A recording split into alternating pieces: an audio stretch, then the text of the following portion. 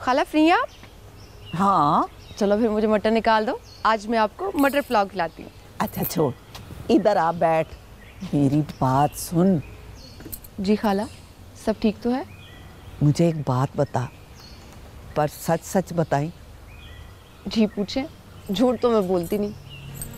अच्छा ये बता, रात को निकाब में हमारे घर कौन आया था? किस रात? देख, बात पूरे गांव में फैल रही है, उसे किसी ने देखा है हमारे घर पे। किसने देखा है?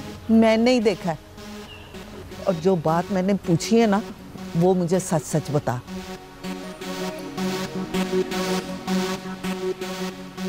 तो कोई भी हो सकता है, रात में तो आपको पता है कोई भूत ही हो सकता है, वरना हमारे घर में किसने आना था? बात को टाल नहीं, मुझे शक है, तुझे यकीन। सच सच बता। क्या बताऊं खाला? उस रात सितारा तो नहीं गई थी कहीं बाहर? मुझे क्या पता, और वो क्यों जाएगी कहीं? ऐसा तो कुछ नहीं था।